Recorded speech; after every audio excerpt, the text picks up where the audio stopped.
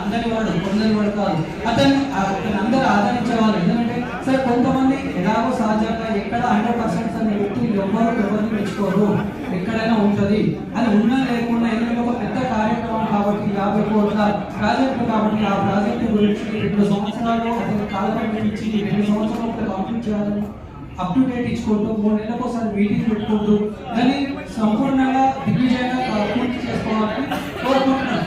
Madam గారు మీరు కూడా మీకు ఇవ్వడానికి కూడా అమరావతి లక్ష్మణ గారు ఇదే ఉమ్మడి తెలంగాణ రాష్ట్రంలో ఎస్ఆర్ గారు ఇది వైశ్య కార్పొరేషన్ కావాలని ఎన్నోసార్లు అడగడం జరిగింది. అతను ఇవ్వకపోతే దాని గురించి 2000 మందితోటి ఇందిరా పార్క్ కూడా ధర్నా చేయడం జరిగింది. సార్ పెట్టొచ్చు పెట్టలేదంటే ఐడెంటిఫికేషన్ ఎంతమందికి వచ్చింది మీరు ప్రెస్ మీడియా ఎక్కువ పార్టీ ఇంకా రాజకీయంగా ఎదగండి, మేము కావాలంటే మేము అభిమానిస్తాం. గత ప్రభుత్వంలో 4 కార్పొరేషన్లు వచ్చింది. తెచ్చుకోండి బ్రదర్, మిమ్మల్ని వద్దలేండి మేము, మీరు తీసుకురండి, ఇంకా రాజకీయంగా ఎదగండి. ఎంతమంది అడుగుతున్నారు ఇవాళ?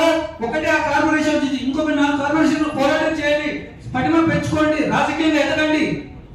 వద్దు అనట్లేదు, అందరు పెట్టినారు. ఎవరు పెట్టిన ఎంతమంది గ్రహిస్తున్నారు? ఈ పెట్టడం వల్లనే వాట్సాప్ లా, ట్విట్టర్ వల్ల, ఫేస్బుక్ లో పెట్టుకుంటున్నాం, మన పొలం మనమే తీసుకుంటున్నాం. ఏ సంస్థలు ఎంతమంది ఉన్నారు ఒకసారి గ్రహించండి. మీరు ఏదో మామూలు పిచ్చి పెట్టడం మామూలు కాకుండా చేయండి, దీన్ని ఎక్కువ ఐడెంటిఫికేషన్ చేయండి, ఫోకస్ చేయండి, ఉండనియండి.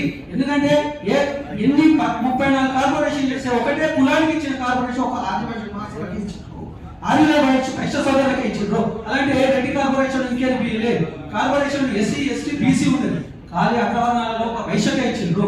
దాన్ని మనం దిగ్విజయం చేసుకొని దాన్ని కూడా మన జిల్లా రాష్ట్ర అధ్యక్షులతోటి రిఫరెండం రేవంత్ రెడ్డి గారి దగ్గర ఫండ్ మార్గం చేయండి, అది ఆలోచించండి. అది వదులుకొని ఏమైనా నువ్వనైనా నీ కొట్టకుండా ఇంకా కాలయాపన చేయకుండా తొందరగా పని చేసుకునేలా చూసుకోండి. థ్యాంక్ యూ, ధన్యవాదాలు.